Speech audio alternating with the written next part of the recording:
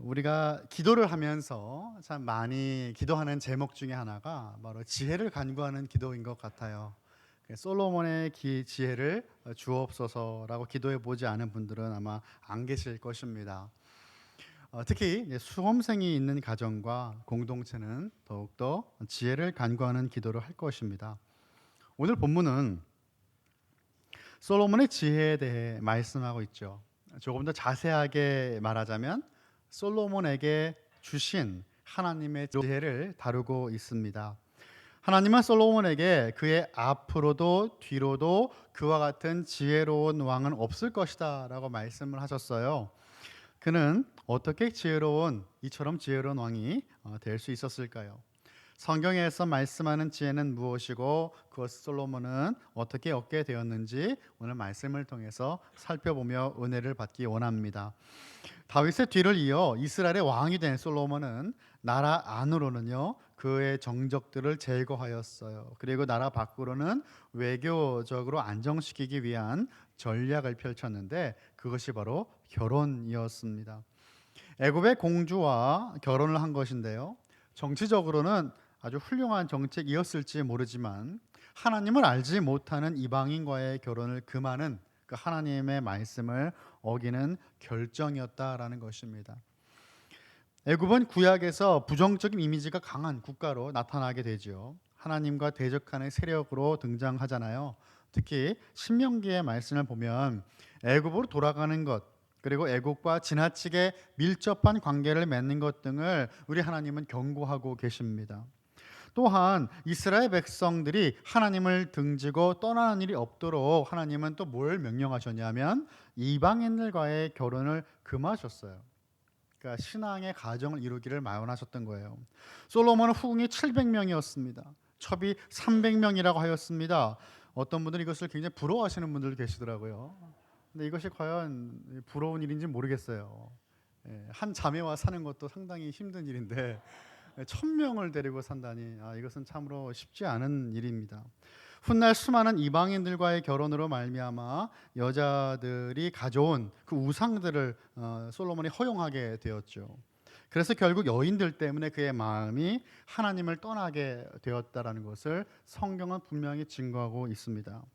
그래도 솔로몬이 그의 통치 초반에는 하나님을 참으로 사랑했고 그의 아버지 다윗의 법도를 따라 행했다라고 말씀하고 있어요.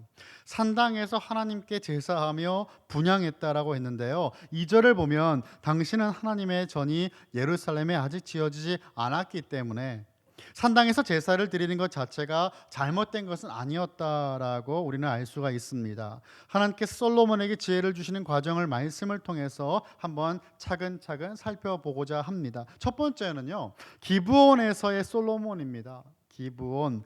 첫 번째 장면은 기브온에서의 솔로몬인데 오늘 본문의 시작 4절을 보면 이렇게 말씀되고 있습니다.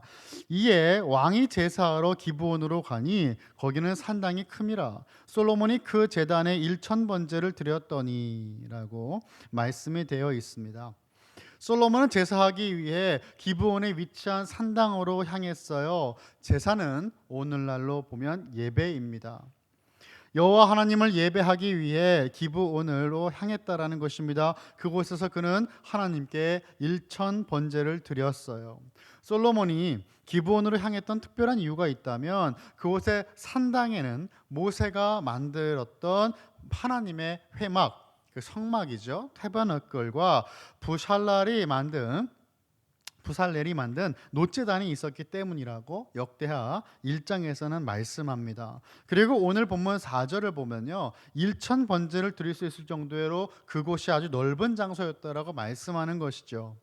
솔로몬이 드린 1000번제는 일부 기독교인들이 이해하는 것하고는 조금 달랐습니다. 어떤 이들은 특별한 목적을 위해서 1000번 헌금을 하면서 집회를 갖는 것으로 1000번제를 이해하는데 사실 이것은 그것과는 좀 다른 1000번제였어요.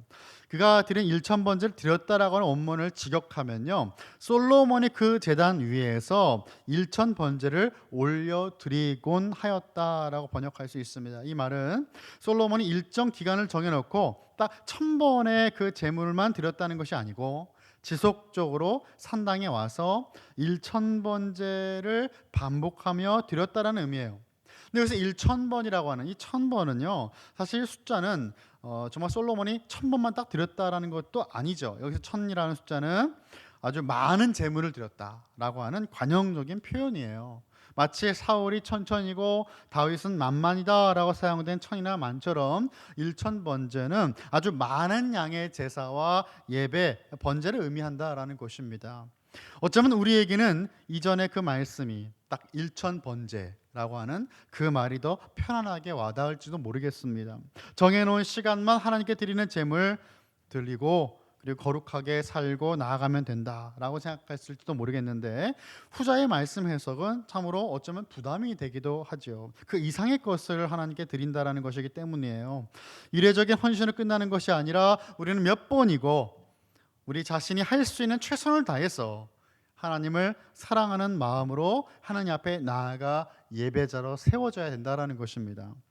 이처럼 솔로몬이 많은 제사를 드리며 많은 재물을 하나님께 올려드린 것은 왕의 사명을 감당하기 위해서, 그 솔로몬이 얼마나 하나님 앞에 도움을 간청하고 간절히 원했는지를 보여주는 말씀입니다. 붙들 다른 것이 없기 때문이죠. 사랑하는 성도 여러분, 솔로몬은 자신이 받은 사명을 더 잘 감당하기 위해서 하나님을 찾고 또 찾았습니다. 요즘 여러분의 마음에 두고 힘쓰는 기도의 제목이 있으십니까? 무엇을 위해 간구하시고 기도하고 계십니까? 하나님께 받은 사명을 어떻게 하면 더 잘 이룰 수 있을지를 여러분은 기도하고 계십니까? 그 사명이 무엇일까요? 기독교 여론조사 기관 라이프웨이 리서치는요, 목회자 1,000명을 대상으로 코로나 시대와 목회에 대해 조사를 했습니다. 그 결과 조사의 응답자 77%가 사역 중에 최우선 과제로 꼽았던 것이 무엇이냐면 교회 내 리더와 봉사자 발굴이었다고 합니다. 이 코로나의 기간을 지나가면서 교회들마다 겪는 어려움 중에 대부분의 문제는 리더를 찾는 것이 어려워졌다, 교회 봉사자 찾는 것이 참 어렵다, 힘들다, 공통적인 답변이었다라는 것이에요. 그리고 이어서 비기독교인들과의 관계 형성이 어렵다라는 것이 2위였고요. 그리고 성도들의 무관심 또는 헌신의 부족이 3위였습니다. 그리고 이제 개인적인 기도의 일관성, 이제 코로나를 지나면서 기도의 시간을 갖기 어려워졌다라고 하는 답변도 있었고, 주일 성수가 힘들어졌다라고 하는 답변들도 있었다고 합니다. 이렇게 어려운 시간을 지나고 있는 가운데 우리 교회는 이번에 큰 경사가 있습니다. 명예 장로님 3분과 그리고 안수 집사님 3분, 그리고 권사님 6분을 우리는 세우게 됩니다. 피택 대신 우리 임직자분들은 하나님께서 나에게 허락하신 이 귀한 사명을 더 잘 이루기 위해서 기도의 자리로 더 나아가시기를 간절히 소원합니다.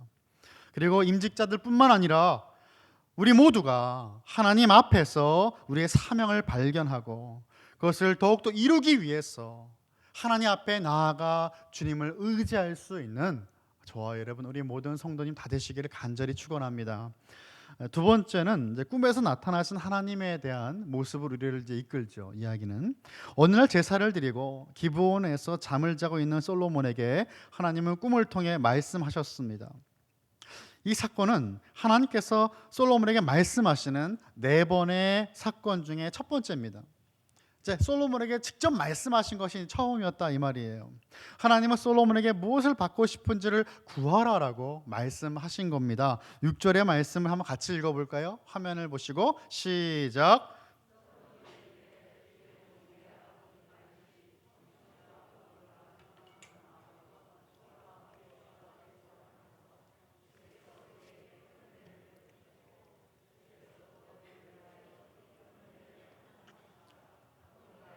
그의 자리에 앉을 아들을 그에게 주셨나이다.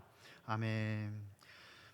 하나님께서 만약에 오늘 밤에 여러분들의 꿈에 나타나신다면, 그래서 한 가지의 소원만 들어준다고 하신다면 여러분은 무엇을 구하시겠습니까?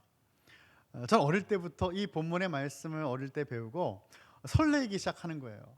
만약에 오늘 밤에 하나님이 나를 꿈에 찾아오시면 내가 하나님께 무엇을 해달라고 한번 기도해 볼까. 그렇게 생각을 하고 상상하다가 잠에 들곤 했습니다. 그러다가 이제 조급해지는 거예요. 진짜 오시면 어떡하지? 답이 있어야 되는데, 내 안에 답이 있어야 되는데. 그러다가 이제 제가 결정한 답은, 하나님 내일 다시 오시면 안 될까요? 아니면 10가지의 소원을 들어주시면 안 될까요? 한 가지의 소원으로 10가지를 들어달라고 기도하면 되지 않을까라고 하는 상상을 했던 적이 있었습니다. 참 생각만 해도 기분이 좋아지는 상상이죠. 이러한 꿈 같은 일이 솔로몬에게 일어난 것입니다.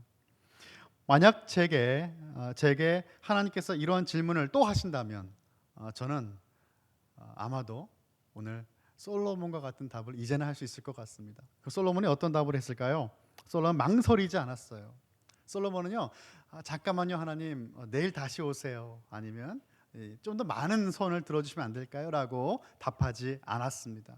그는 망설이지 않고 자신 있게 자신이 무엇을 구해야 될지를 알고 있었습니다. 우선 솔로몬은요, 아버지 다윗이 하나님께 복받은 이유가 하나님과 사람 앞에서 성실과 공의와 정직한 마음으로 행했기 때문이라고 말을 하였어요.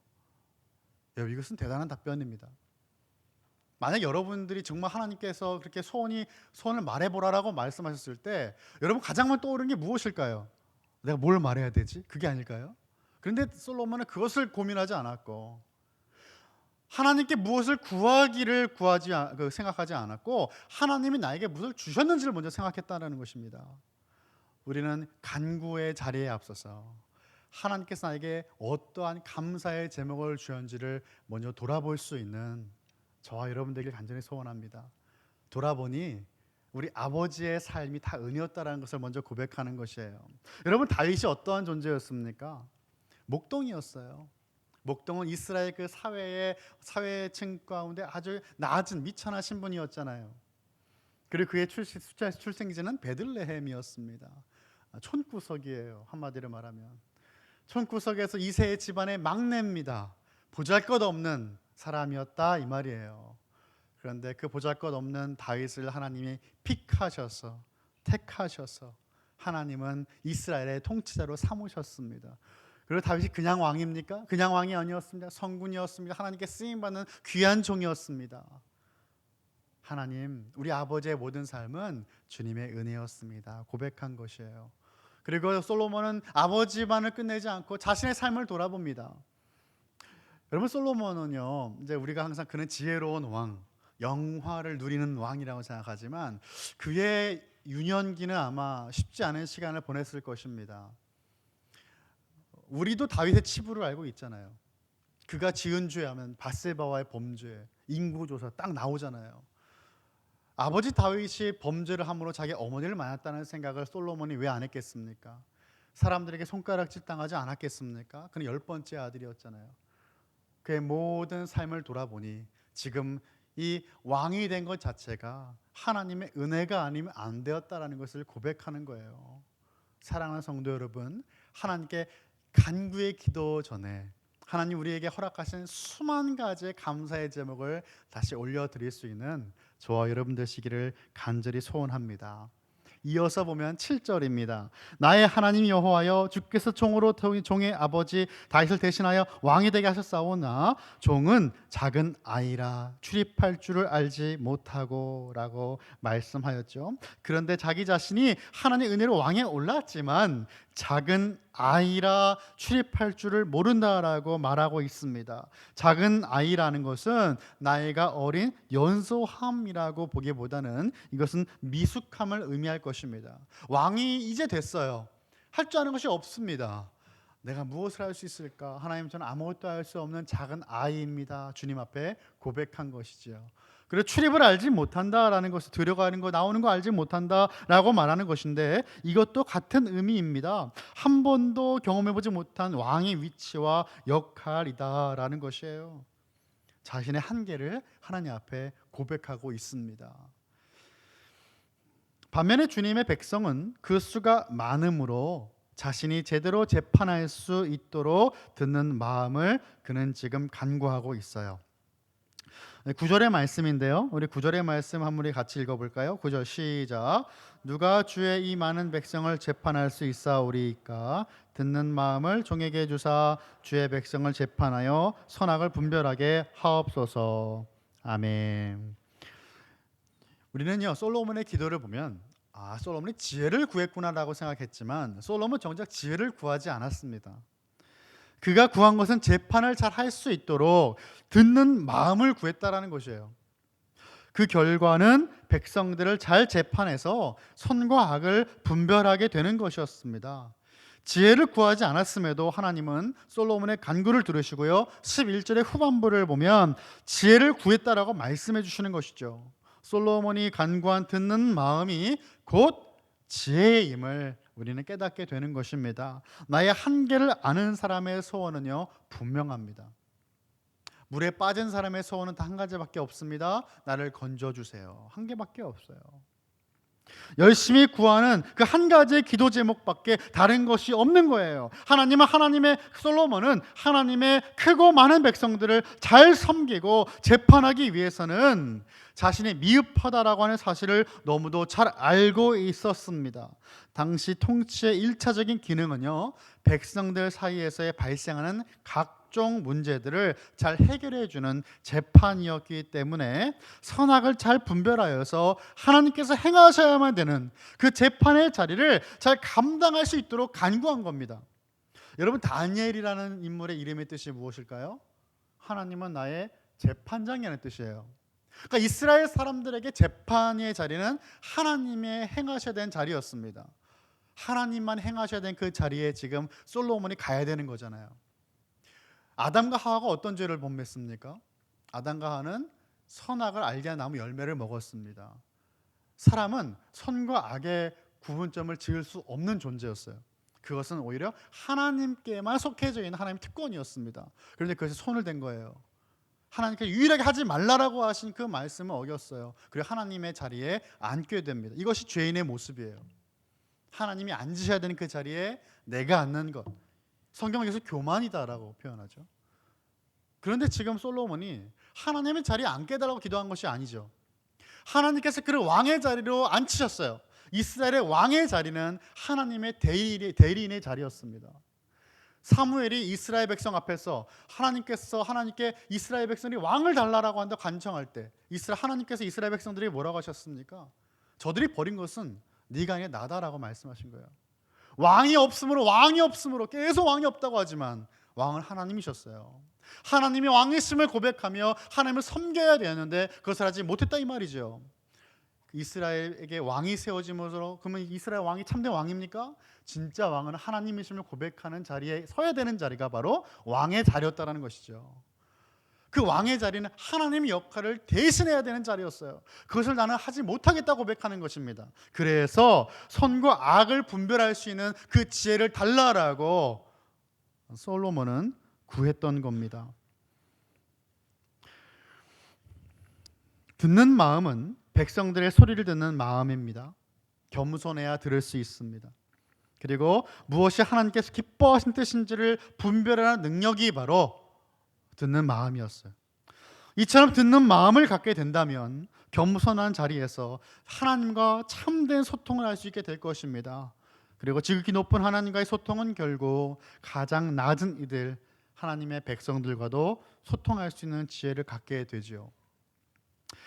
솔로몬은 잠언 2장에서 우리로 하여금 지혜와 명철을 구하라라고 말씀을 하시는데요. 잠언 2장 4절 5절입니다. 은을 구하는 것 같이 그것을 구하며 감추어진 보배를 찾는 것 같이 그것을 찾으면 여호와 경외하기를 깨달으며 하나님을 알게 되리니라고 말씀하였어요. 이 솔로몬의 잠언에서 숨겨진 보물을 찾듯이 지혜를 구해라라고 말씀합니다. 여러분 보물찾기 해보셨습니까 혹시? 한 번도 안 해보셨나요? 아니면 너무 오래된 기억일까요? 해보셨어요? 보물찾기를 하면요 어떻게 보물을 찾죠? 눈이 빠지게 찾죠. 샅샅이 뒤집니다. 꼭 보물찾기까지 안 가도 돼요. 여러분이 정말 너무나 소중히 여기는 것을 잃어버렸을 때 우리는 그 물건을 어떻게 찾습니까? 죽어라 찾아요. 잃어버리면 안 되기 때문에. 성경은 우리에게 그렇게 보물을 찾듯이, 숨겨진 보배를 찾듯이 지혜를, 명철을 구해라 라고 말씀하는 것입니다. 그렇게 지혜를 구하면 하나님이 경외하기를 깨닫게 된다라고 말씀하시고 결국 하나님을 알게 될 것이다 라는 말씀을 하게 됩니다. 하나님을 알게 된다라는 말이 뭘까요? 성경에서 안다라는 말은 경험을 동반한 알미입니다. 그래서 여기서 알게 된다는 것은 하나님을 만나게 된다라는 것이죠. 솔로몬이 간구했던 지혜가 그렇다면 무엇일까요? 그는 하나님을 구한 겁니다. 하나님을 구한 것이에요. 솔로몬이 하나님의 지혜를, 하나님 당신을 간구할 때 하나님은 솔로몬에게 응답해 주셨어요. 어떤 응답을 주셨을까요? 세 번째, 지혜를 주시는 하나님이십니다. 하나님은 솔로몬의 대답을 들으시고 기뻐하셨어요. 10절과 11절 제가 읽어보겠습니다. 솔로몬이 이것을 구하매 그 말씀이 주의 마음에 든지라. 이에 하나님이 그에게 이르시되 내가 이것을 구하도다. 자기를 위하여 장수하기를 구하지 아니하며 부도 구하지 아니하며 자기 원수의 생명을 멀하기도 구하지 아니하고 오직 송사를 듣고 분별하는 지혜를 구하였으니. 아멘. 하나님은 솔로몬이 당신의 백성을 재판할 수 있는 지혜를 구했는데 그 지혜가 하나님의 마음에 들었다라고 말씀하셨어요. 하나님의 마음에 맞았다라는 것입니다. 하나님께서 솔로몬을 왕으로 세우신 것은 당신의 백성을 잘 다스리기 위함이었고 지혜롭게 하나님의 대리인으로서의 역할을 잘 하게 하기 위해서였습니다. 자기 자신이 아니라 하나님의 백성을 올바르게 재판할 수 있는 지혜를 달라고 하는 솔로몬의 요청은, 그의 간구는 하나님을 기쁘시게 하였습니다. 솔로몬이 구하지 않았다고 하였던 장수, 부, 원수의 생명은 그 당시에 고대 근동 왕들이 흔히 그들의 신들에게 기도했던 내용이었다고 합니다. 모두 자기 왕권을, 그 왕위를 지키려고 강화하기 위해 필요한 것들이었어요. 하지만 솔로몬은 사명을 이루기 위한 기도를 하나님께 하고 있습니다. 그들을 잘 섬길 수 있는 듣는 마음, 선악을 분별하는 그 능력을 구한 것입니다. 솔로몬에게 이스라엘 백성은 왕이 자기 마음대로 그들을 휘두르고 취급할 수 있는 백성들이 아니라 하나님의 양으로 생각하고 섬겨야 될 존재로 그는 백성들을 바라보고 있습니다. 이처럼 하나님의 마음에 맞는 기도를 드릴 때 우리의 기도는 응답받을 수 있는 것입니다.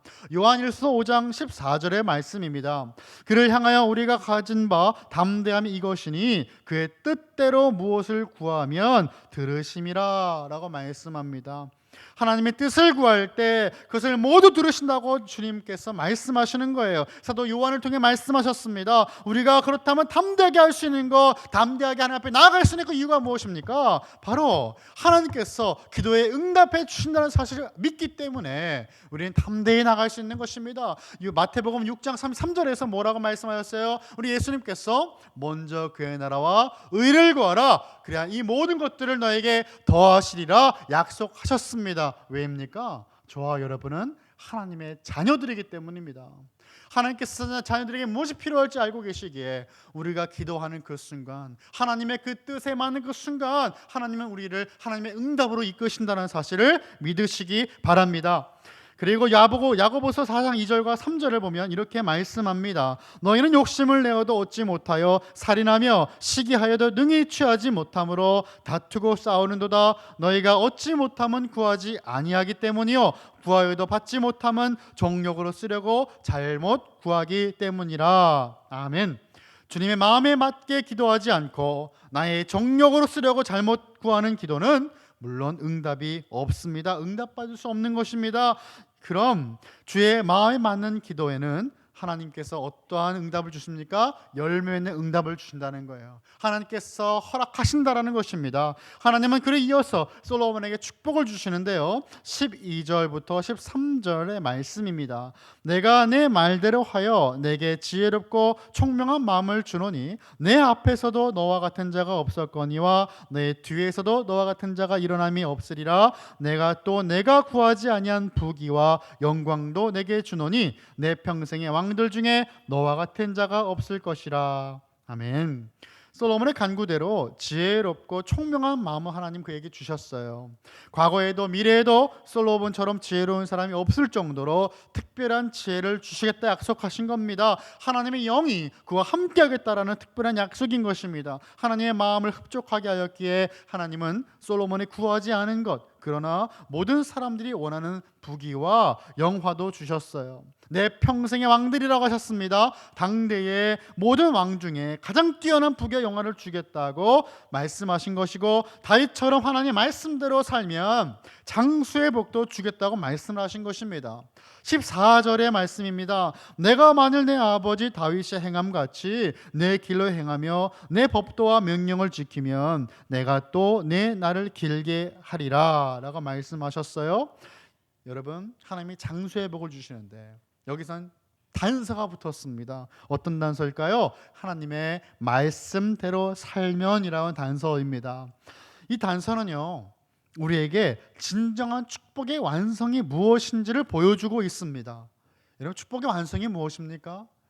기도의 응답이 축복의 완성입니까? 그렇지 않습니다. 눈에 보이는 풍요로움, 넘치도록 부으시는 그 부귀와 영화 아니라는 것이에요. 그리고 오래 사는 것도 아닙니다. 하나님의 말씀에 순종하는 것에 그 축복의 완성이 있다라는 것입니다. 이것이 바로 핵심이었어요. 하나님의 지혜를 받고 하나님의 대리인으로서 역할을 아무리 잘 수행하여도 하나님께 순종하지 않는다면 무슨 소용이 있겠습니까?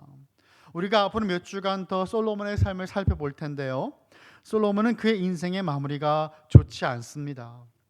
우리는 떠난 자리가 깨끗하고 좋아야 합니다. 삶의 마무리가 아름다워야 되는 것이에요.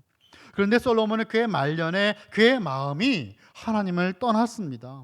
우상들이 그의 마음을 가득 채웠습니다. 과거에도 미래에도 그와 같이 지혜로운 자가 없을 것이라고 하셨는데, 하나님께서 주시는 지혜가 아무리 많아도 하나님의 말씀에 순종하지 않으면 아무런 소용이 없다라는 것입니다. 얼마나 이것이 공허하고 허탈한지 모르겠습니다. 정말로 솔로몬이 기록한 것처럼, 전도서의 말씀처럼 헛되고 헛된 인생이 되었습니다.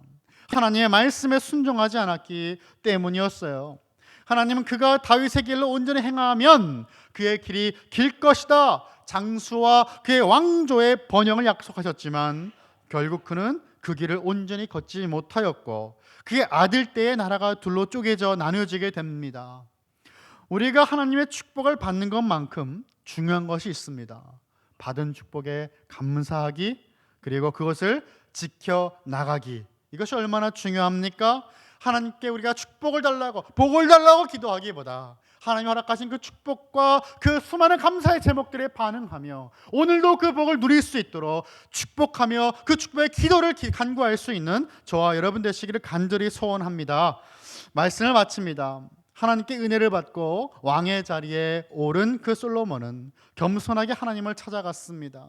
기도의 자리로 나아갔습니다. 그리고 하나님께서 그에게 소원을 말해보라고 하셨을 때 그는 듣는 마음, 지혜를 간구합니다. 하나님 자신을 구하는 것이었습니다. 사랑하는 성도 여러분, 다시 한번 여러분께 물어보겠습니다. 하나님께서 여러분에게 소원을 말해보라고 하실 때 우리는 무엇을 간구하시겠습니까? 그래도 우리가 지혜를 구하지 않으시겠습니까? 우리가 간구할 것은 지혜입니다. 이미 답을 성경은 말씀해 주고 있는데, 그럼 우리가 이렇게 생각할 수가 있어요. 아, 지혜를 구하면 다 주시겠구나. 여러분, 성경은요 그렇게 우리가 수학 공식을 풀듯이 대입하는 공식이 아니에요. 하나님께서 솔로몬의 그 간구를 기뻐하신 이유가 뭘까요? 머리를 굴리지 않았다는 것이에요. 정말로 그것을 간절히 원했다라는 것입니다. 하나님께 받은 사명을 이루기 위해서 하나님께 지혜를 간절히 간구했다라는 것이에요. 다른 것을 보지 않았다는 것이고 그 한 가지만 보았다라는 것입니다. 저와 여러분의 마음을 감찰하시는 분이 우리 하나님이십니다. 우리가 지혜를 간절히 소원하지 않는데, 하나님 자신을 간절히 소원하지 않는데 하나님의 마음에 기뻐하시는 기도를 할 수가 없는 것이지요. 저와 여러분의 마음에 그 하나님 한 분을 간절히 소원하게 되기를 축원합니다. 시편 84편 10절의 말씀 이렇게 말씀하고 있습니다. 주의 궁정에서의 한 날이 다른 곳에서의 첫날보다 나은즉 악인의 장막에 사는 것보다 내 하나님의 성전 문지기로 있는 것이 좋사오니 라고 말씀하는 것입니다. 지혜를 구하면 다른 것도 주시겠지라는 그 마음으로 지혜를 구하는 것이 아니라 악인의 장막에 첫날을 거하는 것보다 하나님의 성전에서 그 성전에 문지기로 있는 것이 좋습니다라고 간구하며 기도할 수 있는 저와 여러분, 하나님을 더욱더 간절히 소원할 수 있는 우리 모든 성도님 다 되시기를 예수님의 이름으로 간절히 축원합니다.